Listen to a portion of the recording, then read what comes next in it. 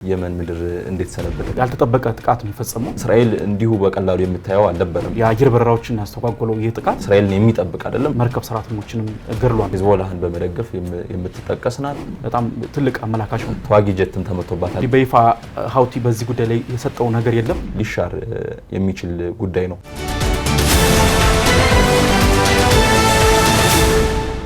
ጤና ይስጥልን የተወደዳችሁ ተመልካቾቻችን፣ ከሀገሬ ቴሌቪዥን ሀገሬ ትንታኔ ወደ እናንተ የሚደርስበት ሰዓት ላይ ተገኝተናል። እኔ እሱ ባሎጋሻውና ባልደረባዬ ሙሴ ከበደ ለቀጣዮቹ ደቂቃዎች በአንድ ርዕሰ ጉዳይ ላይ እየተነጋገርን አብረናችሁ ቆይታ የምናደርግ ይሆናል። እስከ ዝግጅታችን ፍጻሜ ድረስ አብራችሁን እንድትቆዩ ደግሞ አክብሮታዊ ግብዣችን ነው። ሙሴ እንዴት ሰነበትክ? አለን ሁሉ መልካም። እንዴት ነህ? ይመስገን። እንግዲህ የተለያዩ ዓለም አቀፍ ጉዳዮች አሉ። ለዛሬ ትኩረት የምናደርግበት ደግሞ የየመንን ጉዳይ ነው።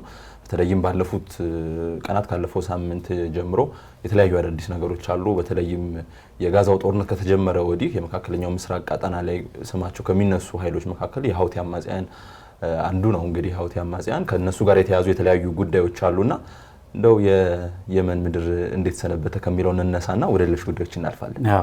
እንግዲህ የጋዛው ጦርነት ከተነሳበት ወቅት አንስቶ ሁቲ ተደጋጋሚ ጥቃቶችን ሲፈጽም ቆይቷል በእስራኤል ላይ።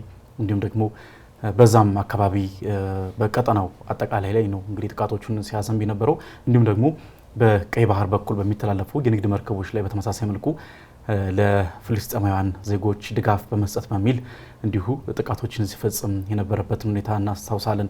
በተለየ ሁኔታ ደግሞ እንግዲህ የመካከለኛው ምስራቅ ቀጠና እንግዲህ ሞቅ ቀዝቀዝ እያለ ነው የሰነበተው።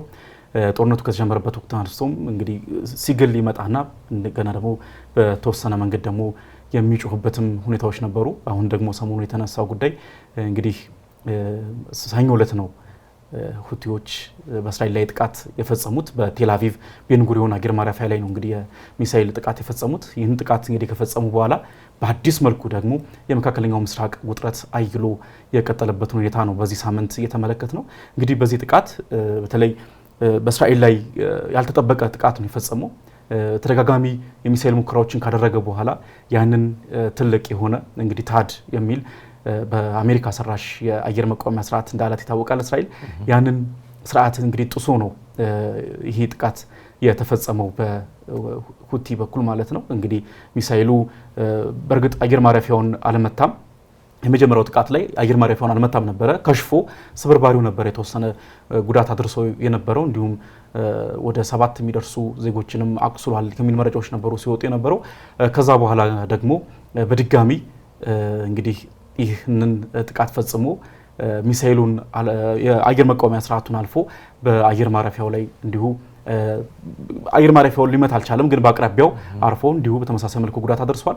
በጣም በርካታ አየር መንገዶች የአየር በረራዎችን ያስተጓጎለው ይህ ጥቃት እንግዲህ እንደምታውቀው በቴል አቪቭ በጣም ትልቅ የሆነ የአየር በረራዎች የሚካሄዱበት አየር ማረፊያ ነው። በቀድሞው በመጀመሪያው የእስራኤል ጠቅላይ ሚኒስትር ዴቪድ ቤንጉሪዮን ስም የተሰየመው የቴል አቪቭ አየር ማረፊያ እንግዲህ በርካታ በረራዎችን ያስተናግዳል። ከተለያዩ ዓለም ክፍሎች ተጓዦችን የሚያስተናግድ አየር ማረፊያ ነው። በዛ ምክንያት እንግዲህ የአውሮፓ ሀገራትም እንዲሁ ለመንገደኞቻቸው ደህንነት ሲባል በረራዎቻቸውን ለሌላ ጊዜ አሸጋግረዋል። መንገደኞችም እንዲሁ እንግዲህ ጓዞቻቸውን እንደሸከፉ ቀጣይ እንግዲህ ለቀጣይ የተያዘላቸውን ቀነ ቀጠሮ ሲጠባበቁ ታየበትና መስተጓጎሎች የተፈጠረበትን ሁኔታ ነው እንግዲህ የተመለከት ነው። ከዛ በኋላም እንዲሁ የእስራኤል ጠቅላይ ሚኒስትር ቤንያሚን ኔታንያሁ እንዲሁም አስተዳደራቸውም በሁቲ ላይ ጠንካራ የሆነ አጸፋ እርምጃ እንደሚሰጥ ከገለጸ በኋላም ጥቃቱ እንግዲህ አይቀሬ ነበር። ወዲያውኑ ጥቃቱም የተፈጸመው በሁቲ በየመን ላይ በጣም በበርካታ የሁቲ ወታደራዊ ይዞታዎች ላይ የአየር ድብደባ አካሂደዋል የእስራኤል ጦር። በዚህም ከፍተኛ የሆነ ውድመት ነበር እንግዲህ የተመለከትነው። በጣም ከፍተኛ ፍንዳታም ተደርጓል። የመን የሚገኘው የሰንዓ አየር ማረፊያ ሙሉ በሙሉ ከአገልግሎት ውጭ እስኪሆን ድረስም በአየር ማረፊያው ላይ እንዲሁ ከባድ የሆነ የሚሳኤል ጥቃት ነው እንግዲህ በእስራኤል በኩል የተፈጸመው። እነዚህ ነበሩ እንግዲህ በሳምንቱ በዋነኛነት የተከናወኑት አበይት ጉዳዮች። እንግዲህ በተለይ የጥቅምት 7 2023 በአውሮፓውያን አቆጣጠር ማለት ነው ሐማስ እስራኤል ላይ የፈጸመው ጥቃትና ከ1200 በላይ ሰዎችን የቀጠፈው ጥቃት ማለት ነው የመካከለኛው ምስራቅ ጦርነት እንዲጀመር ካደረገ በኋላ ሂዝቦላህና ሀውቲ በቀጥታ ለሐማስ ድጋፋቸውን ያሳዩ የቀጠናው ቡድኖች ናቸው ማለት እንችላለን። በተለይም በኢራን ይደገፋል ተብሎ የሚታሰበው ይሄ አክሲስ ኦፍ ሬዚስታንስ የሚባለው አባል ናቸው እነዚህ ቡድኖች። ስለዚህ ሀውቲ በተደጋጋሚ ወደ እስራኤል የተለያዩ ጥቃቶችን ሲሰነዝር የምንመለከትበት ጊዜ በርካታ ነበረ፣ በተለይም በጦርነቱ ወቅት ማለት ነው።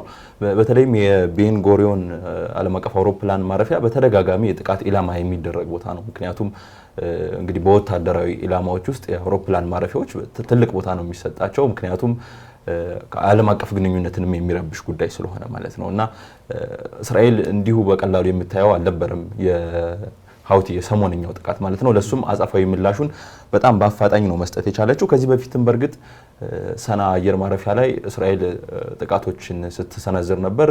እንደውም ታስታውስ እንደሆነ የWHO የዓለም ጤና ድርጅት ዋና ዳይሬክተር ዶክተር ቴድሮስ አድሃኖም የመን ሰንዓ ላይ ባሉበት ወቅትም አውሮፕላን ማረፊያ ላይ ተመሳሳይ ጥቃት መድረሱን እናስታውሳለን። በእርግጥ እሳቸው አውሮፕላን ማረፊያው ላይ አልነበሩም፣ ከተማ ውስጥ ግን ነበሩ። ያኔ በእገታ ላይ ያሉ የተባበሩት መንግስታት ድርጅት አባላትን ሰራተኞችን ለማስለቀቅ ለንግግር በሄዱበት ወቅት ማለት ነው። እና እንዲህ አይነት ጥቃቶች በጣም በተደጋጋሚ የሚከሰቱ ናቸው፣ አውሮፕላን ማረፊያዎች ላይ የሚደረጉ ጥቃቶች። ይህንኛውን ግን ለየት የሚያደርገው በተለይም አሜሪካ ከሀውቲ ጋር የምታደርገውን ውጊያ አቆማለሁ ባለችበት ሀውቲም ከዚህ በኋላ ከአሜሪካ ጋር ተያያዥነት ወዳላቸው ኢላማዎች ተኩስ አላደርግም ባለበት ጊዜ መሆኑ ነው። የእስራኤሉ የመከላከያ ሚኒስትር እስራኤል ካትዝም እንግዲህ ምንም እንኳን አሜሪካና በሀውቲ መካከል ስምምነት ቢኖርም ያ ግን እስራኤል ጋር ምንም አይነት ጥቃት እንዳይደርስባት የሚያግድ አይደለም ወይም እስራኤልን የሚጠብቅ አይደለም። ስለዚህ በሀውቲ ላይ የምናደርጋቸው ጥቃቶች ቀጣይነት ይኖራቸዋል በሚል አንስተዋልና ይህ የቀጠናው ግጭት እንግዲህ አንዴ ሞቅ አንዴ ቀዝቀዝ፣ ቀደም ሲል እንዳነሳው በተለይም ከጋዛ በኋላ ሄዝቦላህ ሊባኖስ ላይ ተደጋጋሚ ጥቃቶች ሲከሰቱ እንደነበር እናስታውሳለን። የሱ በተኩስ አቁም ስምምነት ከረገበ በኋላ እስራኤል ከጋዛ በቀጣይነት የመንን ነው እንደ ኢላማ ስታደርግ የከረመችው። አሁን ደግሞ የተፋፋመበት ጊዜ ነው ማለት እንችላለን። በተለይም ወደ ጋዛ የሚገባው የሰብአዊ እርዳታ እንዲቀጥል እስካልተደረገና እስራኤል ጋዛን ለቃ እስካልወጣች ድረስ አሁንም ቢሆን እንግዲህ ጥቃቶችን በእስራኤል ላይ የሚሰነዝራቸውን ጥቃቶች እቀጥላለሁ የሚል ነገር ነው በሀውቲ ዘንድ የሚሰማው። እስራኤልም ደግሞ ሉዓላዊነቴን አስጠብቃለሁ ነው የምትለው። እንደውም ከሀውቲም አልፋ ኢራን ላይም ተደጋጋሚ ጥቃቶች ልትፈጽም እንደምትችል በመከላከያ ሚኒስትሯ በኩል ፍንጭ ሰጥታለች። እና የቀጣናው ውጥረት አሁን ደግሞ በየመን በኩል እየተባባሰ እንደመጣ ነው የተለያዩ መገናኛ ብዙሃን እየገለጹ የሚገኙት። ያው እንግዲህ በዋናነት በተለይ በጋዛ ያለው ሰብአዊ ቀውስና እንዲሁም እስራኤል ደግሞ በጋዛ እያካሄደች ያለችው ወታደራዊ ዘመቻ ነው እንግዲህ አጠቃላይ የመካከለኛው ምስራቅን ቀጠናዊ ጉዳዮች በዋናነት አሁን ላይ የትኩረት ማዕከል አድርገው የተመለከትን የምንገኘው። እንግዲህ እዚህ ጋር ተያይዞ የምታነሳው ጉዳይ በተለይ አሜሪካ በዋናነት እንግዲህ በሀውቲ ላይ ተደጋጋሚ ጥቃቶችን በተለይም እንግዲህ ከዚህ ቀደም የነበሩት የአሜሪካው ፕሬዚዳንት ጆ ባይደን በተለየ መልኩ የዶናልድ ትራምፕ አስተዳደር በሀውቲና ይሄ ቅድም ያነሳው አክሲስ ኦፍ ሬዚስታንስ የሚባለው ቡድን ላይ በተለየ መልኩ ጥቃቶች እንዲከፈቱ ወታደራዊ ትዕዛዝ ሰጥተዋል።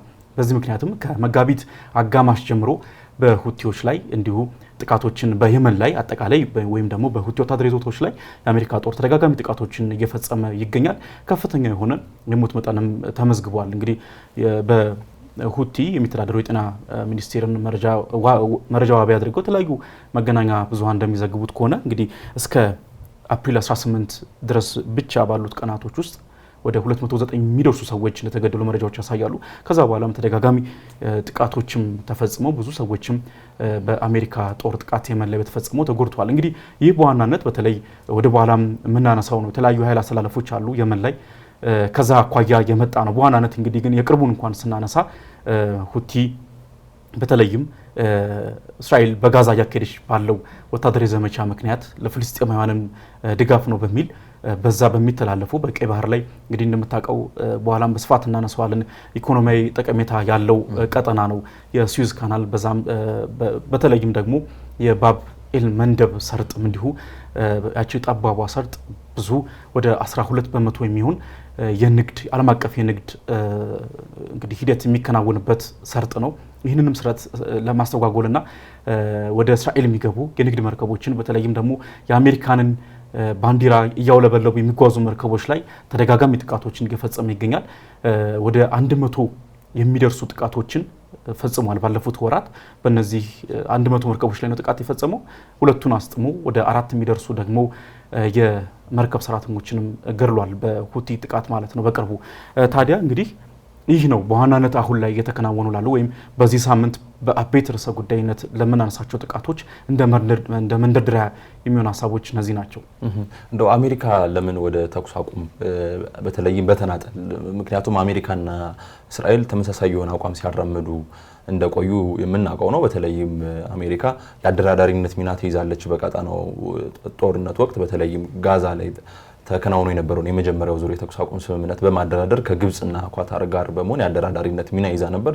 ከዛ በኋላ ፕሬዚዳንት ዶናልድ ትራምፕ ደግሞ ወደ ስልጣን ከመጡ በኋላ በተለይ ጋዛ ላይ ጠንካራ አቋም ሲያራምዱ እንደነበረ እናስታውሳለን። አሁንም ድረስ እሱ ነው እያራመዱ የሚገኙት። በተለይም እንግዲህ ጋዛ ላይ ከጦርነት በኋላ መንግስት የሚቋቋም ከሆነ አሜሪካ በበላይነት ያን መንግስት ለመምራት የተለያዩ እንቅስቃሴዎችን እያደረገች ስለመሆኗ የሚነሳልና በተለይም እስራኤል ከሀውቲ ጋር ምንም አይነት ስምምነት ላይ ሳትደርስ አሜሪካ ግን የተኩስ አቁም አውጃለች። እንግዲህ በሁለቱ ኃይሎች መካከል ኦማን እንግዲህ አደራድራለች በሚል ኦማን ራሷ ተናግራለች። ምንም እንኳን በሁለቱ ኃይሎች በኩል ለዚህ ለኦማን አደራዳሪነት ማረጋገጫ ባይሰጥም ማለት ነው።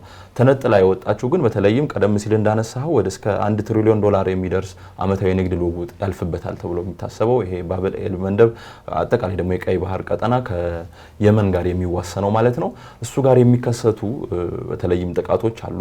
ቀደም ሲል እንዳነሳው ወደ 100 የሚሆኑ የንግድ መርከቦች ላይ የተፈጸመው ጥቃት ማለት ነው። ይህ ጥቃት ነው እንግዲህ ዋስትና ሊያገኝ ይችላል ተብሎ የሚታሰቡ ሊቋረጥ የመን ከዚህ በኋላ ሀውቲ በእነዚህ አይነት የንግድ መርከቦች ላይ ጥቃት አይፈጽምም ነው እንግዲህ በኦማን በኩል የኦማን ውጭ ጉዳይ ሚኒስቴር እስካሁን ድረስ ይፋ ባደረገው መረጃ ሊረጋገጥ የቻለው። ነገር ግን ወደ እስራኤል የሚሰነዘሩ ጥቃቶችን አስመልክቶ ግን አሜሪካ ከሀውቲ ጋር ምንም አይነት የገባችበት ስምምነት የለም። ስለዚህ ምንም እንኳን አሜሪካ ጥቃት ባትፈጽምም ቀጠናው ግን አሁንም ቢሆን የግጭት ቀጠና ሆኖ መቀጠሉ የማይቀር ጉዳይ ነው። በግልጽም ተናግረዋል። በተለይ የሀውቲ የፖለቲካል ከፍተኛ ኃላፊዎች በተለይ አሜሪካ ይህንን መግለጫ ይፋ ካደረገች በኋላ በፕሬዚዳንቷ ዶናልድ ትራምፕ አማካኝነት በሁቲ ላይ የምታደርገውን በአጠቃላይ በየመን ምድር ላይ የምታደርገውን ድብደባ እንደምታቆም ካስታወቀች በኋላ ሁቲ ግን ይህ ስምምነት እንዳነሳው የንግድ መርከቦች ላይ አሜሪካና አጠቃላይ የምዕራባውያን መርከቦች ላይ የማድረገውን ጥቃት ነው ማቆመው እንጂ በእስራኤል ላይ የማድረገው ጥቃት ግን ይቀጥላል። እስራኤል በጋዛ እያካሄደች ያለውን ወታደራዊ ዘመቻ እስካላቆመች ድረስ ሰብአዊ ድጋፍ እንዲገባ እንግዲህ እንደምታውቀው ላለፉት ወራት እስራኤል ማንኛውም አይነት ሰብአዊ ድጋፍ እንዳይገባ አግዳለች። ይህንን እግድ የሚጥስና ወይም ይህንን እግድ በተሻሻለ መልኩ የሚያመጣ አዲስ ደግሞ እንዲሁ ስርዓትን ወይም ደግሞ አዲስ ሂደትን ይፋ አድርጋ ነበረ። እንግዲህ ካቢኔው ተሰብስቦ ወስኖ ነበረ። ይህ በአዲስ መልኩ እርዳታ ወደ ጋዛ እንዲገባ ከዛም ባለፈ ደግሞ ጋዛን ወይም ደግሞ የምታስፋፋበትን ወታደራዊ ዘመቻ ይፋ አድርጋለች። ይህንን ይፋ ካደረገች በኋላ ነው እንግዲህ ሁቲም በቴልአቪቭ ቤን ጉሪዮን አየር ማረፊያ ላይ ጥቃት የፈጸመው። ይህ በመሆኑ ምክንያቱም አሁንም ሁቲ በእስራኤል ላይ የማድረገውን ጥቃት አላቆመም በሚል በይፋ አስታውቋል። ስለዚህም ነው እንግዲህ አሁን በየመን እንደምታውቀው ከፍተኛ የሆነ ሰብአዊ ቀውስ አለ። የመን እንግዲህ ላለፉት 9ና 10 ዓመታት በፈረንጆቹ አቆጣጠር ከ2014 መጨረሻ ጀምሮ በእርስ በርስ ጦርነት ውስጥ ነው የምትገኘው። እንግዲህ በዓለም ላይ ካሉ እጅግ አስከፊ ሰብአዊ ቀውሶች መካከል ያስተናገደች ከሚገኙ መካከል የመን ነች። እንግዲህ የመን ስደተኞች በኢትዮጵያም ይገኛሉ። ወደ 4.5 ሚሊዮን የሀገር ውስጥ ተፈናቃዮች አሉ። ከዛ የሚልቁ ደግሞ በርካታ የሚሆኑ ስደተኞች በተለያዩ ዓለም ሀገራት ላይ እንዲሁ ተሰራጭተዋል። በኢትዮጵያም እንግዲህ ብዙ የመናውያን በስደት ይገኛሉ። ይህ የእርስ በርስ ጦርነት እንዳለ ሆኖ ነው ደግሞ እንግዲህ አሁንም ይህ ጥቃቶች ተጠናክረው የቀጠሉት። ሁቲም ጥቃቴን አላቆምም ያለው በእስራኤልም በኩል እንዲሁ የአጸፋ እርምጃዎች እንደሚወሰዱም በትላንትናው ዕለት እንዲሁ የእስራኤል መንግስት አስታውቋል። ይህ ተጠናክሮ የሚቀጥል ከሆነ ደግሞ በየመን ያለውን ሰብአዊ ቀውስ እጅግ የሚያባብሰው ስለመሆኑ በስጋትነት እየተነሳ ያለ ጉዳይ ነው። እንግዲህ የኃይል አስተላለፎችን መመለከት ይቻላል። በየመን ምን እየተከናወነ ነው? ሁቲ የትኞቹን አካባቢ ይዟል? በቀጣይስ ደግሞ ምን ይጠበቃል? የሚሉት ጉዳዮች አብሮ ተያይዞ የሚነሳ ነው። አዎ በተለይም እንግዲህ የሰንዓ አውሮፕላን ማረፊያ ጥቃት ሲሰነዘርበት ወደ 20 ሚሊዮን የሚደርሱ እዛ አካባቢ የሚኖሩ ሰዎች የሰብአዊ እርዳታ ይስተጓጎላል በሚል የተነሳ ጉዳይ አለ። ምክንያቱም የመን ላይ እንዲቀላል የማይባሉ ቦታዎችን ይዟል የሀውቲ አማጽያን። ስለዚህ በወደብ በኩል የሚደረጉ እንቅስቃሴዎች በተለይም ከእርዳታ ሰጪ ድርጅቶች ጋር በተያያዘ የሚደረጉ እንቅስቃሴዎች ውስን መሆናቸው አይቀሬ ነው። የአውሮፕላን ማረፊያው በነገራችን ላይ ለ6 ዓመታት ያህል ተዘግቶ ነበር። ከዚህ ከእርስ በርስ ጦርነቱ ጋር በተያያዘ ከተከፈተም 2-3 ዓመታት አካባቢ ነው ዳግም ከተከፈተ ማለት ነው። በዛን ያህል ጊዜ ውስጥ የተለያዩ የእርዳታ እንቅስቃሴዎች ሲደረጉ እንደነበር እናስታውሳለን። ምንም እንኳን የተባበሩት መንግስታት ድርጅት ሀውቲ ላይ የሚያነሳቸው ነገሮች ቢኖሩም የእሱ የእርዳታ ሰጪ ሰራተኞች ራሱ ከጥቃት ነፃ መሆን አልቻሉም የመን ውስጥ ሲንቀሳቀሱ በሚል የሚያነሳቸው ጉዳዮች ቢኖሩም የተወሰኑ ጥረቶች የነበሩት አውሮፕላን ማረፊያው ከመስራቱ ጋር ተያይዞ በዓለም አቀፍ ደረጃም ደግሞ ወደ የመን የሚያማትሩ አይኖች እንደው ጥቂት የሚባሉም ስላልሆነ ነበር። አሁን ላይ ያለው ደግሞ አሁናዊ የሆነ ጦርነት ከሰብአዊ እርዳታ አንጻር በጣም የሚነሳበት ጉዳይ አለ። ምክንያቱም ጦርነት ካለ እርዳታ ለሚያስፈልጋቸው ወገኖች እርዳታ ማድረስ ቀላል የሚሆን ነገር አይደለም። ምክንያቱም እርዳታ አድራሾችም ራሳቸው የጥቃት ሰለባ ሊሆኑ የሚችሉበት እድል ስላለ ማለት ነው። የሆነ ሆኖ ያሁኑ እንግዲህ የእስራኤልና ሀውቲ ያሉበት ሰጣ ገባ በተለያየ አንጻር ሊመዘዝ የሚችል ነው። በተለይም ዋናዋ ተደርጋ የምትወሰደው ኢራን ነች። ኢራን ሂዝቦላህን በመደገፍ የምትጠቀስ ናት። ከሐማስ ጋር ምንም እንኳን የሂዝቦላህን ያህል ነው ባይባልም ከሐማስ ጋር ግንኙነት እንዳላት ይነሳል። ከዛ ደግሞ ሀውቲ ላይ ደግሞ በደንብ እንደምትደግፍ ራሱንም የአክሲስ ኦፍ ሬዚስታንስ ወይም በኢራን የሚመራው የቀጠናው ኃይሎች አካል አድርጎ ነው የሚያነሳው የሀውቲ ቡድን እና ኢራን እንግዲህ በዋናነት ትነሳለች። እስራኤልም እንዲሁም ደግሞ አሜሪካም በተለይም የእስራኤል ጠቅላይ ሚኒስትር ቤንያሚን ኔታንያሁን ከቀናት በፊት ወደ አሜሪካ ሄደው ከፕሬዚዳንት ዶናልድ ትራምፕ ጋር በተወያዩበት ወቅትም በተደጋጋሚ ሲነሳ የነበረው ጉዳይ ሐማስን ለማዳከም በቀጠናው ላይ ያለው ጦርነት እንዲያበቃ ለማድረግ ከሐማስ ባሻገር ያሉ ኃይሎች ላይ እርምጃ መወሰድ አለበት የሚለው ይታመናል። በተለይም በእስራኤል ለዛውም ደግሞ በቀኝ ዘመም ወይም አክራሪ በሚባሉ ኃይሎች መካከል ከሐማስ ላይ ከሚወሰደው እርምጃ ባሻገር እንደ ሀውቲ ባሉ የቀጠናው ቡድኖች ላይ የሚወሰደው እርምጃ ሊጠናከር ይገባል። ከዛም ማለፍ ሲል ደግሞ ኢራንም ራሷ እዚህ ጉዳይ ላይ ተካታ እሷ እጇን እንድታነሳ ማድረግ የሚያስችል እርምጃ በተለይም ከዚህ ኒውክሌር ኃይል ከኒውክሌር መሰረተ ልማት ጋር በተገናኘ እርምጃዎች እንዲወሰዱ በሰፊው ይቀሰቀሳል እስራኤል ውስጥ። ለዛም ነው ሀውቲ እንደ አንድ ታርጌት ወይም እንደ አንድ ኢላማ የተለያዩ ጥቃቶችን በተለያዩ ጊዜ ሲደርሱበት የምናስተውለው። ሀውቲም በራሱ ደግሞ በተለይም ለፍልስጤም ህዝቦች ያለኝን መከታነት ማሳየት ፈልጋለሁ በሚል ተደጋጋሚ የሆኑ ጥረቶችን ያካሂዳል። ስለዚህ ኢራን በቀጠናው ላይ ያላት ተጽዕኖ በሂዝቦላህ በሐማስ እንዲሁም በሀውቲ በኩል ነው የሚለካው። ሂዝቦላህ አሁን በአንጻራዊነት የተኩስ አቁም ስምምነት ላይ ከመገኘቱ አንጻር ከእስራኤል ጋር በሀውቲ በኩል ያለው እንቅስቃሴ የኢራን እንቅስቃሴ ያመዝናል። ሶሪያ አካባቢ የነበሩ ጉዳዮች በተወሰነ መንገድ ከዚህ በፊት ከነበረው በበሽር አልአሳድ የስልጣን ጊዜ ከነበረው አንጻር መቀዛቀዞች አሉ። የኢራን ጣልቃ ገብነት ወይም የኢራን ሚና በሶሪያ ውስጥ ያላት የተወሰነ የመቀዛቀዝ ሁኔታ አለ። ወደ የመን ወደ ሀውቲ ስንመጣ ግን የኢራን እጅ አሁንም ረጅም እንደሆነ ነው በተለይ በእስራኤል በኩል በተደጋጋሚ እየተነገረ የሚገኘው። እንግዲህ የዚህ ሳምንቱን ጥቃት ስንመለከት በዋናነት እስራኤልን እንዲሁም በአንድ ወገን ደግሞ አሜሪካን በዛኛው አንጻር ደግሞ ሁቲን አነሳን እንጂ በዋናነት ከነዚህ ጀርባ ሆኖ ደግሞ የተለያዩ ኃይሎች አሉ የተሰለፉ በየመን ላይ። እንግዲህ ለመጥቀስ የሚያክል በዋናነት ሳውዲ አረቢያ በተለይ መንግስቱን ወይም ደግሞ በዓለም አቀፍ ደረጃ እውቅና ያገኘውን የየመን አስተዳደርን እየደገፈች ትገኛለች። እንግዲህ ከጀርባ እንዳለች ይነገራል። ከዛም ባሻገር ደግሞ እንደሚታወቀው በግልጽ እስካሁን ድረስ ባታምንም ኢራን ደግሞ በሀውቲ በኩል ከጀርባ ሆና በመሳሪያና በሌሎችም አቅርቦቶች እየደገፈች ስለመኖሯ ይነገራል። እንግዲህ በዋናነት እንዴት ነው ሳውዲ አረቢያና ኢራን አሉ በተለይም በየመን ጉዳይ ላይ ከፊት የምታነሳቸው ሁለቱን ሀገራት ነው። እንግዲህ በሃይማኖታዊ በኩልም በተለይ የሱኒ እስልምናን የምትከተል ሀገር ናት ሳውዲ አረቢያ። ከዛም ባሻገር ደግሞ ኢራን የሺያ እስልምናን ትከተላለች። ሁቲ በተመሳሳይ መልኩ ልክ እንደ ኢራን ሁሉ የሺያ እስልምናን የሚከተሉ አባላትን በዋናነት ያቀፈ ቡድን ነው። በተመሳሳይ ደግሞ በተቃራኒው ደግሞ እንዲሁ በዓለም አቀፍ ደረጃ እውቅና ያገኘው የየመን አስተዳደር ደግሞ እንግዲህ የሱኒ እስልምናን የሚከተል በመሆኑ ምክንያት ሁለቱን አፋጠጠ ዋነኛው ምክንያት አድርጎ በፖለቲካ ተንታኞች በኩል የሚቀመጠው ይህ ነው።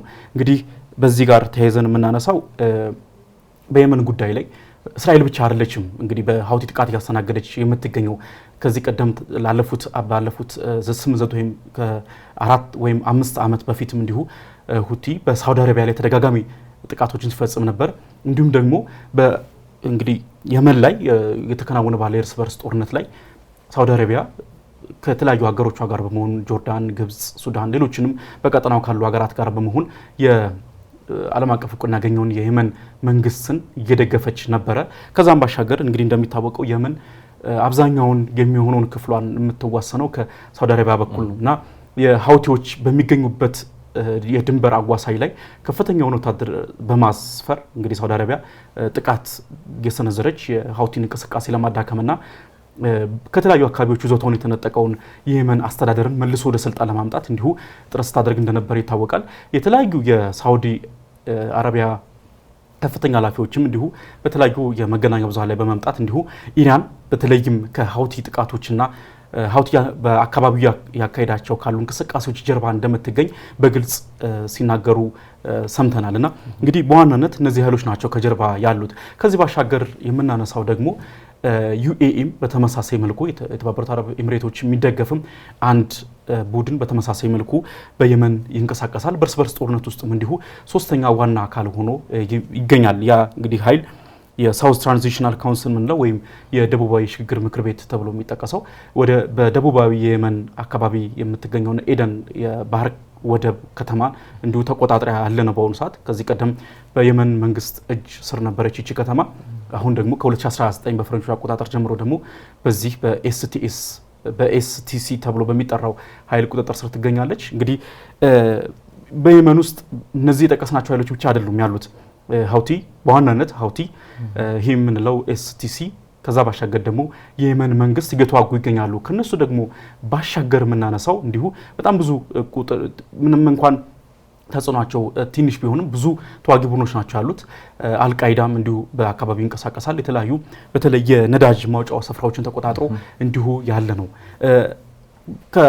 አሁን ካነሳናቸው ምክንያቶች ባሻገር ደግሞ የሚጠቀሰው ኢኮኖሚያዊ እዛ አካባቢ ያለው የነዳጅ መጠንም እንዲሁ ለዚህ የግጭት መነሻ ስለመሆኑም ይነሳል። እንግዲህ በ2004 የአሜሪካ መንግስት ይፋ ያደረገው አንድ መረጃ ነበረ።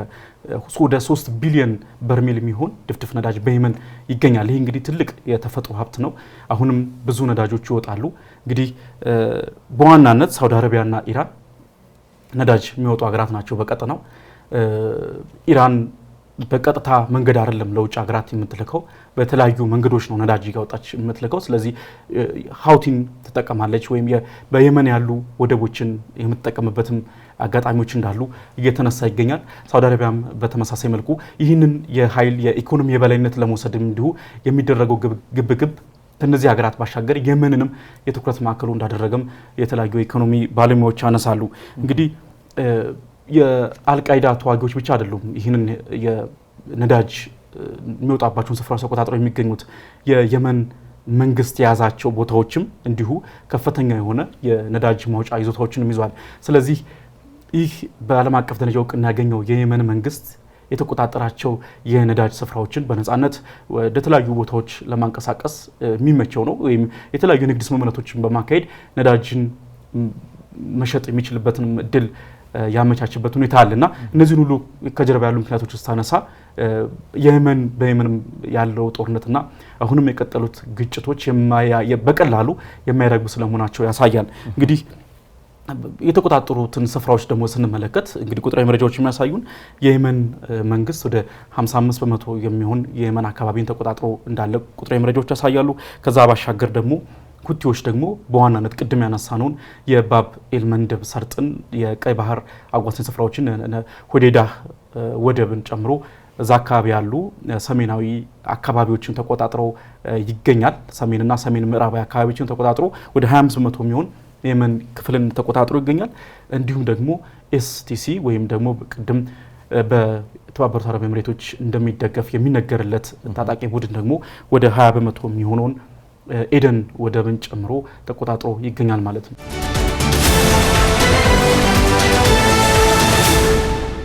አዎ እንግዲህ በተለይም በቀጠናው ለኃይል የበላይነት የሚደረጉ የተለያዩ ፍትጊያዎች አሉ። በተለይም ቀደም ሲል እንዳነሳው በኢራንና ሳውዲ አረቢያ በኩል የሚደረጉ የኃይል ፍትጊያዎች አሉ። እነሱ እንደው ተግባራዊ በሆነ መንገድ መሬት ላይ ወርደው የሚታዩት እንደ የመን ባሉ ሀገራት ላይ ነው። በተለይም ሁለቱ ሀገራት እርስ በርስ የጦር ውጊያ ላይ አልገቡም። ነገር ግን በተለያዩ ቦታዎች ላይ በእጅ አዙር የሚደረጉ ውጊያዎች አሉ። 2015 ላይ እንግዲህ በሳውዲ አረቢያ መራሽ በሆነ መንገድ የመን ላይ እንግዲህ የየመንን መንግስት በመደገፍ ሀውቲን ለመምታት ሌሎች ተቃዋሚዎችንም ለመምታት ሲደረግ በነበረው ጥቃት ላይ በተለይም አሜሪካ እንግሊዝም የተካተቱበት ያኔ የተባበሩት አረብ ኤሚሬትም የተካተተችበት ያሁኑ የሳውዲ አረቢያ ጠቅላይ ሚኒስትርና አልጋ ወራሽ መሐመድ ቢን ሰልማን የመሩት ያኔ መከላከያ ሚኒስትር ሆኖ ነበር ያገለግሉ የነበሩት። ምንም እንኳን ውጤታማ አይደለም የሚሉ ግምገማዎች ከዛ በኋላ ቢኖሩም ግን ያኔ የነበረው አንዱ የሁለቱ ኃይሎችን የኃይል የበላይነት ለማረጋገጥ የሚደረግ ፍትጊያ እንደነበር ይታወሳል። በተለይም ሳውዲ አረቢያ የቀጠናው የኃይል ሚዛኑን በእጇ ለማስገባት የተለያዩ ጥረቶችን ስታደርግ እንደነበር እናስታውሳለን። በተለይም ጠቅላይ ሚኒስትር መሐመድ ቢን ሰልማን የአልጋ ወራሽነቱን ሚና ከያዙ በኋላ ከዛ በፊትም በነበራቸው ሂደት ሀገራቸውን ታላቅ ለማድረግ የቀጠናው እንግዲህ የኃይል የበላይ የኃይል ሚዛኑን በእጃቸው ለማስገባት የተለያዩ ጥረቶችን ሲያደርጉ እንደነበረ እናስታውሳለን። በዛ ሂደት ውስጥ እንግዲህ ዋጋ ከከፈሉ ሀገራት መካከል አንዷ የመን ናት ማለት እንችላለን።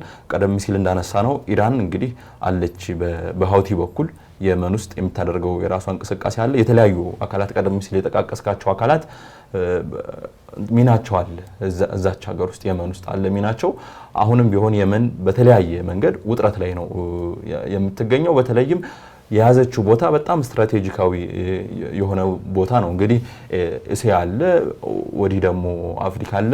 ከፍተኛ የሆነ የንግድ ልውውጥ ቀደም ሲል እንዳነሳው ወደ 12 በመቶ የሚደርስ የዓለም የንግድ ልውውጥ የሚደረግበት ነው። መካከለኛው ምስራቅ ሲባል ወደ ማንም አእምሮ ቀድሞ የሚመጣው ጉዳይ ደግሞ የነዳጅ ጉዳይ ጋር ከመሆኑ ጋር ተያይዞ የየመን የራሷ ነዳጅ ከዛም ባለፈ ደግሞ ሳውዲ አረቢያ ከየመን ጋር በምትዋሰንባቸው ቦታዎች ላይ ያሉ የነዳጅ ማውጫ ስፍራዎች አደጋ ውስጥ ናቸው ምንጊዜም። ምክንያቱም ቀጠናው ሰላም እስካልሆነ ድረስ ያለውን ሀብት አውጥቶ መጠቀም በአግባቡ መጠቀም ለዜጎችም ደግሞ በሚጠቅምበት መንገድ ማዋል እጅግ ፈታኝ የሆነ ነገር ስለመሆኑ ነው የሚነሳው። የተለያዩ ኃይሎች ደግሞ የራሳቸው የሆነ ተልእኮና የራሳቸው የሆነ ዓላማ ያላቸው መሆኑ በየመን የተረጋጋና ተቀባይነት ያለው መንግስት እንዳይመሰረት ካደረጉ ምክንያቶች መካከል አንዱ ነው። እንግዲህ 2014 አካባቢ ሀገራዊ ምክክር መደረጉ ይታወሳል። በተለይም የጸደይ አብዮት በሚል የሚጠቀሰው 2011 የአረብ በርካታ የሚባሉ የአረብ ሀገራት ላይ እንደ ግብጽ፣ ቱኒዚያን ጨምሮ ብዙ የአረብ ሀገራት ላይ የነበረው እንቅስቃሴ የመን ላይም ነበረ። ከዛ በኋላ 2014 ላይ እንግዲህ ሀገራዊ ምክክር ለማድረግ ተሞክሮ ነበር በተወሰነ ሂደት። ሀውቲም የዛ ሀገራዊ ምክክር አካል ነበር። ነገር ግን ከዛ በኋላ ያሉትም እንግዲህ ተግባራዊ ሁኔታዎች እንዳየ ነው በአንድ ጉዳይ ብቻ ሳይሆን ሃይማኖታዊ ጉዳይ የሚሸመንበት፣ ኢኮኖሚያዊ ጉዳይ የሚሸመንበት፣ የኃይል የበላይነትን ደግሞ ለማረጋገጥ የተለያዩ ፍትጊያዎች የሚደረጉበት የተለያዩ አካላት እንግዲህ በርካታ ኢንቨስትመንት አፍሰው ጦርነት ሲያካሂዱ የነበሩበት ቦታ ከመሆኑ ጋር ተያይዞ የየመን ውስጣዊ ፖለቲካ እስካሁን ድረስ ሊፈታ አልቻለም። አሁን ደግሞ የእስራኤልን ጉዳይ ደግሞ እዚሁ ጋር ጨምረን ስናመጣው የተለያዩ እንግዲህ ኢንተረስቶች አሉ ማለት እንችላለን። በተለይም ኢራን ሳውዲ አረቢያ እስራኤል የምታደርገውን ነገር እንድታወግዝ ትፈልጋለች። ሳውዲ አረቢያ ደግሞ በአብዛኛው የጋዛው ጦርነት ከተጀመረበት ጊዜ ወዲህ በአብዛኛው እንግዲህ እስራኤልን በማውገዝ ላይ አንመለከታትም። ምንድነው ለስላሳ የሆነ አቋም አሳይታለች በሚልም ትተች ነበር። ለዘብተኛ ናት በሚልም ትተች ነበረ። በኢራንና ሳውዲ አረቢያ መካከል ያለው ግንኙነት ደግሞ ከሌላው ጊዜ እየተሻሻለ መጥቷል በሚልም የሚነሳበት ሁኔታ አለ። የሆነ ሆኖ ግን አሁን በዚህ ሰዓት የመን ላይ ያለው ጉዳይ ሀገር ውስጥ ዜጎችን ለችግር ያጋለጠ እንዲሁም ደግሞ የቀጠናውንም አጠቃላይ የንግድ እንቅስቃሴ የሚረብሽ ሁኔታ ነው ያለው ማለት እንችላለን። ያው በተለይ የየመንን ስትራቴጂካዊ ተቀማጭነትን በደንብ ሰፋ አድርጎ ጎል አድርጎ ማንሳት ይገባል።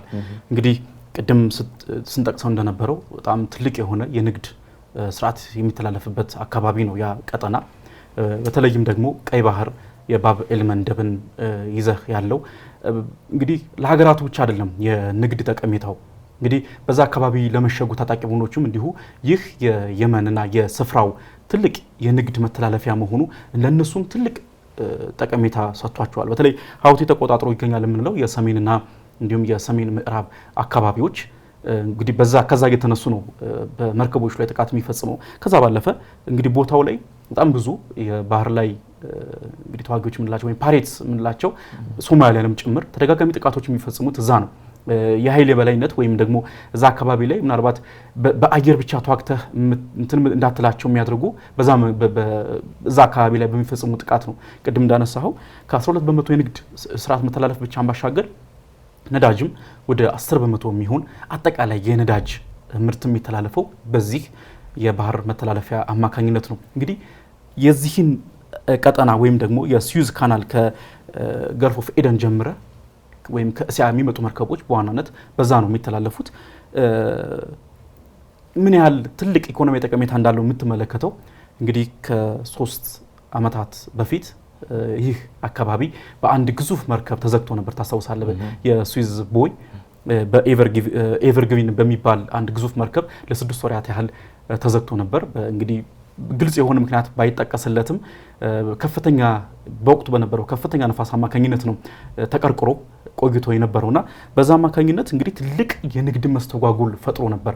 አይደለም ግጭቶች አይደለም እንግዲህ ሰው ሰራሽ ጥቃቶችን ፈጽመበት ይቅርና በእንዲህ አይነት መልኩ ያልታሰቡ እንግዲህ አደጋዎች እንኳን በጣም ከፍተኛ የነበረ መስተጓጉል ነበረ በወቅቱ እንግዲህ ተፈጥሮ የነበረው።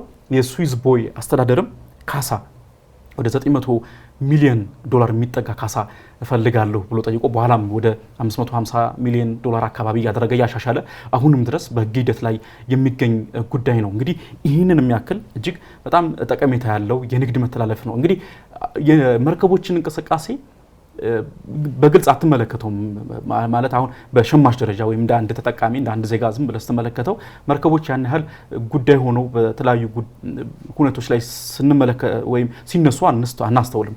ግን በጣም እጅግ ከፍተኛ የሆነ ጠቀሜታ ያላቸው ናቸው የመርከብ እንቅስቃሴዎች። እያንዳንዱ የምንጠቀማቸው አሁን የለበስነው ሸሚዝ፣ እስክሪብቶ፣ ሁሉም እነዚህ ሸቀጦች ከአንድ ሀገር ወደ አንድ ሀገር የሚተላለፉት በዋናነት በእነዚህ የመርከብ እንቅስቃሴ ነውና እዛ አካባቢ ላይ የሚፈጸሙ ማንኛውም አይነት ጥቃቶች እንግዲህ ትልቅ ኢኮኖሚያዊ እንግዲህ ጉዳት እንደሚያስከትሉ ነው የሚነሳው።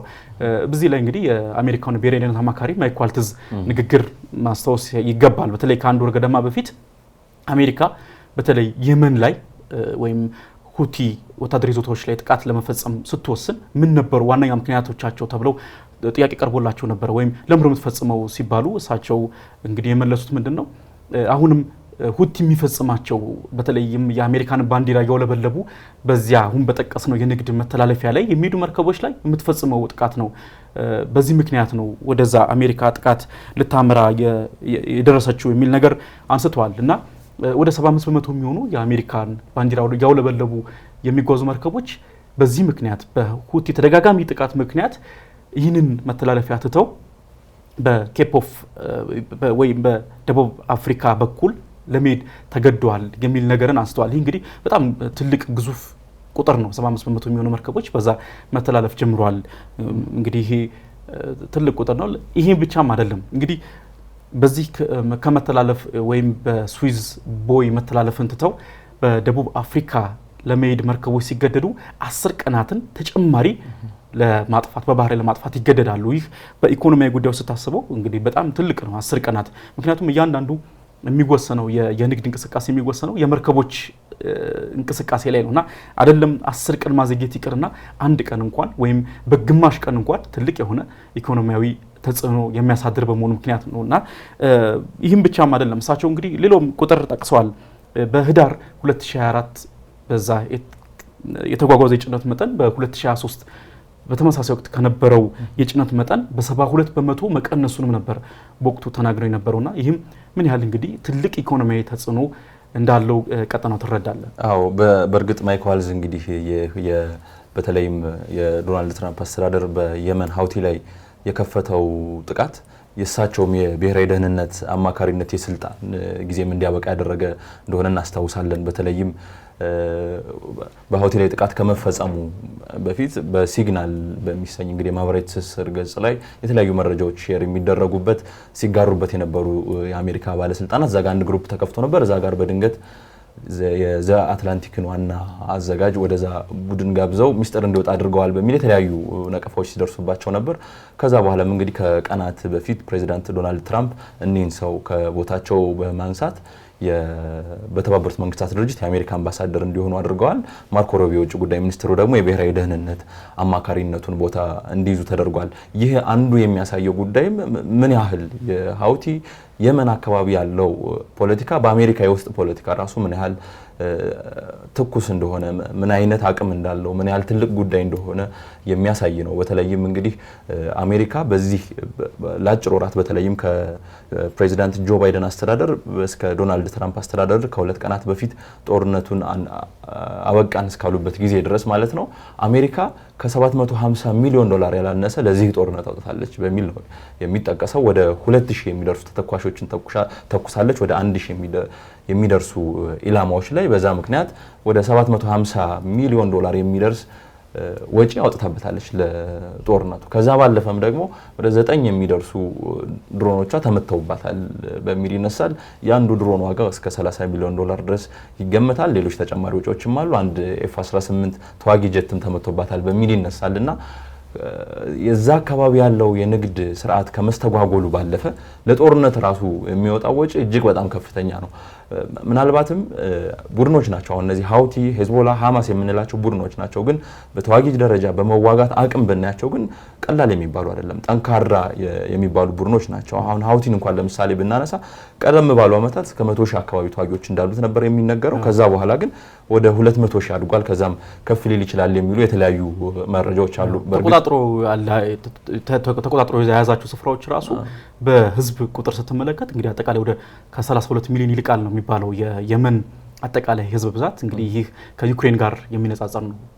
በተመሳሳይ መልኩ ይህ ቁጥር ከዚህ ቁጥር ግማሽ ያህሉን ህዝብ ነው እንግዲህ ተቆጣጥሮ ባለበት ስፍራ የሚያስተዳድረው ሀውቲ። ይሄ ራሱ በጣም ትልቅ አመላካች ነው ምን ያህል ጠንካራ ይዞታ እንዳለው።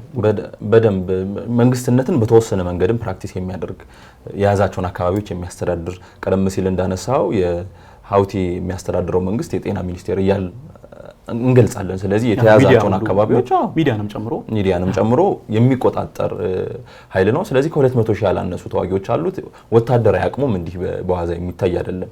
ምንም እንኳን እንግዲህ በአውሮፕላን ማረፊያዎች እንደዛ የተለያዩ ሁኔታዎች ቢከሰቱም ወደብ ያለበት ሰፊ ወደብ ያለበት አካባቢ ከመሆኑ ጋር በተያያዘ የተለያዩ እርዳታዎችን ያገኛል። በተለይም ከኢራን ከሌሎች ኃይሎች መሳሪያዎችን የሚያገኝበት ሁኔታ አለና ጠንካራ የሚባል ኃይል ነው ማለት እንችላለን። ሀውቲ እንግዲህ እንዳነሳ ነው 10 በመቶ የሚደርስ የዓለም የንግድ ልውውጥ የሚካሄድበትን መስመር ለዛ ስጋት መሆን ያንን እስከ ማቆም ድረስ የደረሰ ስጋት መፍጠር መቻል ማለት ትልቅ ጉዳይ ነው። ስለዚህ አሜሪካ አሁን ያንን በተወሰነ መንገድ አስታግሻለሁ፣ ስለዚህ ከዚህ በኋላ በዛ አካባቢ የሚያልፉ የተለያዩ መርከቦች ላይ ጥቃት አይደርስም በሚል ያነሳችው ጉዳይ አለ። ነገር ግን ሀውቲ አሁንም ቢሆን ጥቃቶችን በእስራኤል ላይ መፈጸሙ አይቀርም። ያም ደግሞ በየመናውያን ዘንድም በዓለም የኢኮኖሚ እንቅስቃሴ ላይም የተለያዩ ጉዳቶችን ማስከተሉ አይቀር የሆነ ጉዳይ ነው። እንግዲህ ሀውቲ ትልቅ ስጋት ነው። የሀውቲን ትልቅ ስጋትነት የምትመለከተው በተለይ በዚያ የሚያልፉ መርከቦች እንዳነሳው ምን እስከ ማለት ተገደው ነበረ መሰለ ሲግናል እስከ ማጥፋት ድረስ።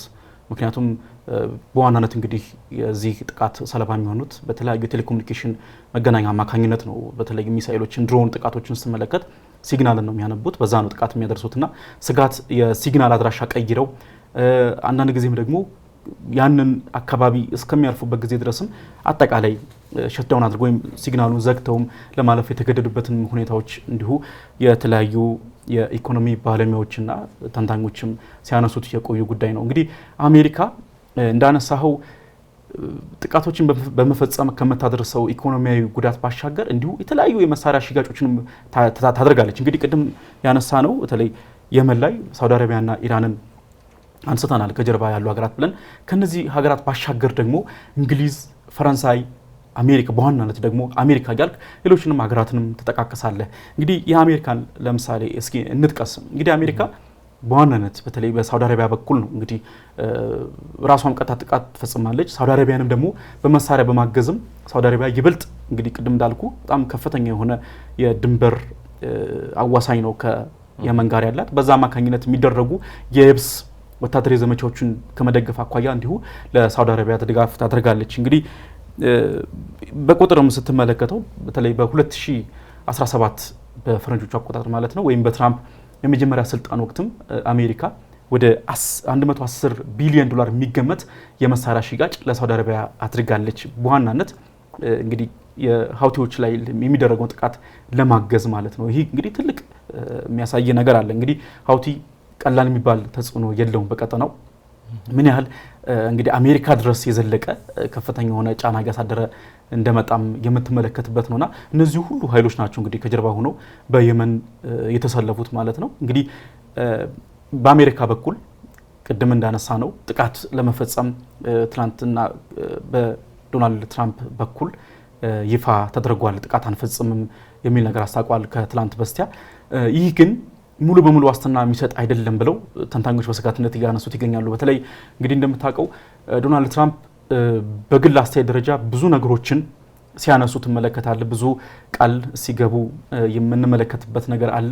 ነገር ግን እነዚህ ነገሮች በዶክመንትድ ሆነው ወይም በወረቀት ደረጃ ስምምነት ባለመደረሱ ምክንያት በኋላ ስምምነቶቹ ሲጣሱ ትመለከታለ።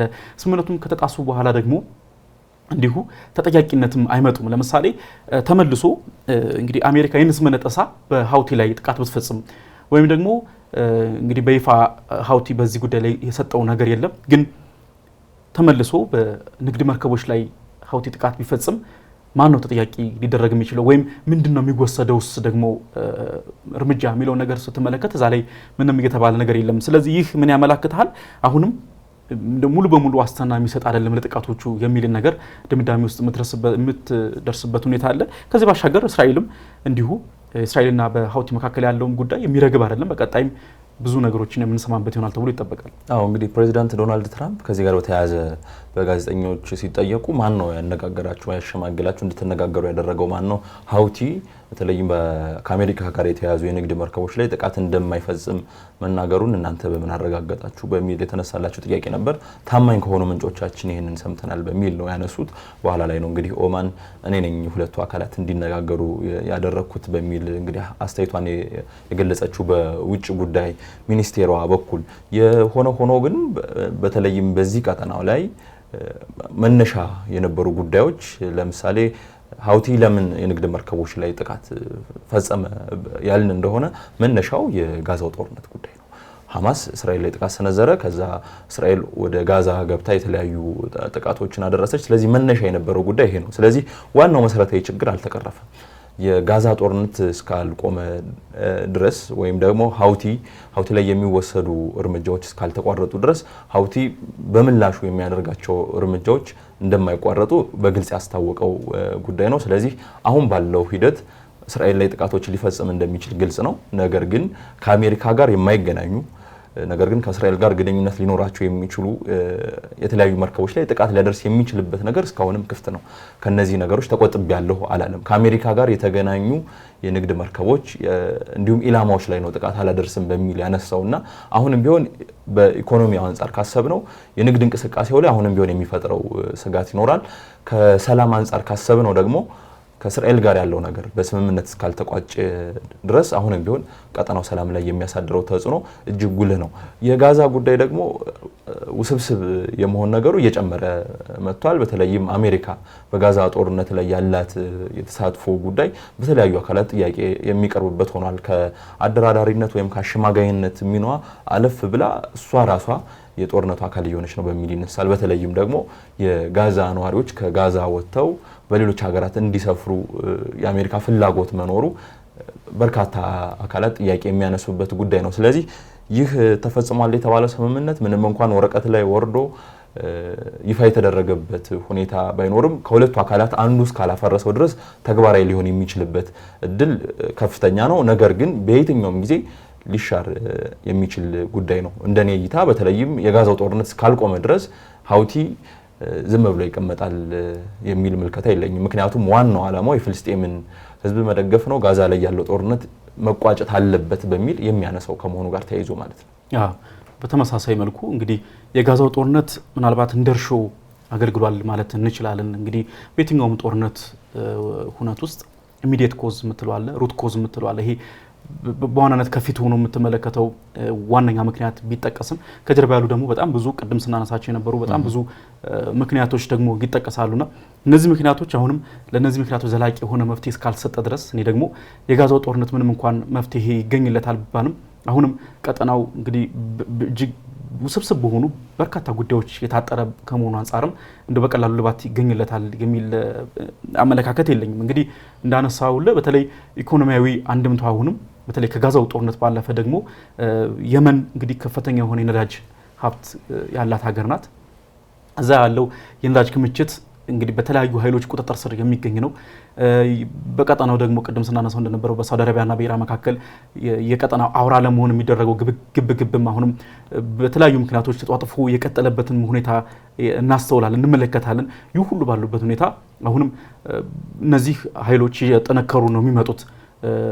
ሀውቲም እንዲሁ በተመሳሳይ መልኩ እንግዲህ እየጠነከረ የሚመጣበትን እድል የሚፈጥርለት ይሆናል። ይህ በመሆኑ ምክንያት እንደው ይህ ውጥረት በተለይ የመን አካባቢ ላይ ያለው ውጥረት በቀላሉ ልባት ያገኛል የሚል አመለካከት የለኝም። ነገር ግን እንዳነሳሁ በተለይ ከእስራኤል በኩል ያለው ግን በተወሰነ ደረጃ ፋታ የሚያገኝበትን እድል ይሰጣል፣ የጋዛው ጦርነት በስምምነት የሚቋጭ ከሆነ ማለት ነው። ነገር ግን እነዚህ ኃይሎች እንዳነሳ ነው ኢራን አሁንም ከአሜሪካ ጋር ፍጥጫ ውስጥ ትገኛለች። በተለይ የኒኩለር ስምምነቱን በተመለከተ ይህ በኢራንና በአሜሪካ ብቻ ይቋጫል የሚል አንድምታ የለም። የመንንም በተወሰነ መልኩ የሚነካ ይሆናል። በሀውቲ በኩል በተለይ ኢራን ላይ ለሚፈጸም ማንኛውም ጥቃት ሀውቲ በተመሳሳይ መልኩ ለፍልስጤማውያን በጋዛ እንዳደረገው ሁሉ ኢራን ላይ ለሚፈጸም ማንኛውም ጥቃት አጸፋ መመለሱ አይቀርም ወደፊት። ያ ማለት እንግዲህ የንግድ መርከቦችን በሚተላለፉ የንግድ መርከቦች ላይ በተመሳሳይ መልኩ ጥቃት መፈጸሙ አይቀርም። እንግዲህ ስዊዝ ካናል በቀን ከ20 በላይ መርከቦች የሚተላለፉበት ቦይ ነው። ይህንን ቦይ ወይም ይህንን መተላለፊያ በተመሳሳይ መልኩ የሚያጠቃበት እድል ይኖራል ተብሎ ይገመታል። በሳውዲ አረቢያ በኩል እንዲሁ ያለው ጉዳይም በቀላሉ የሚታለፍ አይደለም። ቅድም እንዳነሳ ነው ከዚህ በፊት በነበሩ ዓመታት ላይ ዩኤኢ ላይ እንዲሁም ሳውዲ አረቢያ ላይ ጥቃቶችን ሲፈጽም የነበረበት እድል ነበር ሀውቲ። አሁንም እስራኤል ሀውቲ ላይ ጥቃት ስትፈጽም እንግዲህ የሳውዲ አረቢያ የአየር ክልል ተጠቅማ ነው። ይህ ራሱ ከጀርባው የሚያመላክተን ነገር ስለመኖሩ የሚያመላክት ነው። ሳውዲ አረቢያም እጁ አለባት ወይም ድርሻ ትወስዳለች ለእስራኤል ጥቃት የሚሉ መረጃዎችም ወይም ተንታኞች ይህንን ሀሳብ ያነሳሉ። እነዚህን ሁሉ ነገሮች ስትመለከት እንደው በዛ አካባቢ ያለው በየመን ያለው ውጥረት በቀላሉ እልባት ያገኛል፣ ሀውቲም እንደው ዝም ብሎ ተቀዛቅዞ ወይም ጫናውን ቀንሶ ይቀመጣል የሚለው ነገር በእኔ በኩል ያንን የሚያመላክቱ ነገሮች የሉም። እንዳነሳናቸው እነዚህ በጣም ግዙፍ የሆኑ ምክንያቶች እልባት እስካልሰጣቸው ድረስ አሁንም በየመን ያለው እርስ በርስ ጦርነት አሁንም እንግዲህ ወደ 4.5 ሚሊዮን የሚልቁ ሰብአዊ ድጋፍ የሚሹ የሀገር ውስጥ ተፈናቃዮች የሚገኙባትን አገር ዘላቂ የሆነ መፍትሄ እስካልተሰጠ ድረስ እንደው እዛ አካባቢ ያለው ጉዳይ በቀላሉ ይፈታል የሚል እምነት የለኝም በግል። እንግዲህ በዓለም የዲፕሎማሲ እንቅስቃሴ ውስጥ በጣም ፈታኝ ከሆኑ አካባቢዎች መካከል መካከለኛው ምስራቅ እንዳንድ ይነሳል። አሜሪካ በራሷ ለመካከለኛው ምስራቅ ራሱን የቻለ መልእክተኛ የፕሬዚዳንቱን መልእክት የሚያስተላልፉ መልእክተኛ ሾማ ነው የምትከታተለው ያንን አካባቢና በጣም ውስብስብ የሆኑ ጉዳዮች አሉ። ለእስራኤል እውቅና የማይሰጡ ሀገራት ናቸው አብዛኛው እዛ አካባቢ ያሉት የእስራኤል ጎረቤቶች ኢራንን ጨምሮ ማለት ነው። ደግሞ በዛኛው ሳይድ ደግሞ ለፍልስጤም እውቅና የማይሰጡ ሀገራት በምዕራባውያን በኩል በርካታ ናቸውና መሰረታዊ የሆነው ችግር በጦርነት ሊፈታ የሚችል አይደለም። አብዛኛው ግን ምዕራባውያን ሀገራት እስራኤል እንዲሁም አሜሪካ ወታደራዊ የበላይነታቸውን ማረጋገጥ እዛ አካባቢ ላላቸው ሰላም እንደ ዋስትና ይወስዱታል። ይሄ ሚሊታሪ ዲተረንስ በሚል ይጠቀሳል በዓለም አቀፍ ግንኙነት ተንታኞች ዘንድ እና ያንን ማጠናከር እንዳንድ እርምጃ ይወሰዳል። የአሜሪካው ፕሬዚዳንት ዶናልድ ትራምፕም ወደ ስልጣን ከመጡ በኋላ ከወሰዷቸው እርምጃዎች መካከል አሜሪካ ተጨማሪ መሳሪያዎችን እንድታመርት የአየር መከላከያ ስርዓቷን እንድታጠናክር ነው ትዕዛዝ ያስተላለፉትና ወታደራዊ የበላይነታቸውን ማጠናከር ለደህንነታቸው እንደ ዋስትና አድርገው ይወስዱታል። ዞሮ ዞሮ ግን ዲፕሎማሲ ነው መፍትሄ ሊሆን የሚችለው። እንዳነሳ ነው የቀጠናው በተለይም የመካከለኛው ምስራቅ ጉዳይ በጣም ሰፊ ነው። ከወታደራዊ እንቅስቃሴዎች ባለፈም ዲፕሎማሲ በብዙ ደረጃ የሚጠበቅበት ነው። ዓለምም እንግዲህ ቀጣዩዋ የቤት ስራ ይሄ እንደሚሆን በጣም ተጠባቂ ነው። ለዛሬ የነበረን ቆይታ ግን እዚህ ጋር እንዲያበቃ ሰዓት ግድ ይለናል። መልካም አመሰግናለሁ ሙሴ። ውድ ተመልካቾቻችን አብራችሁን ስለቆያችሁ ምስጋናችን ላቅ ያለ ነው። የዛሬው ሀገራዊ ትንታኔ እዚህ ላይ አብቅቷል። ሳምንት በሌላ ርዕሰ ጉዳይ ዳግም እንገናኛለን። ጤና ይስጥልን።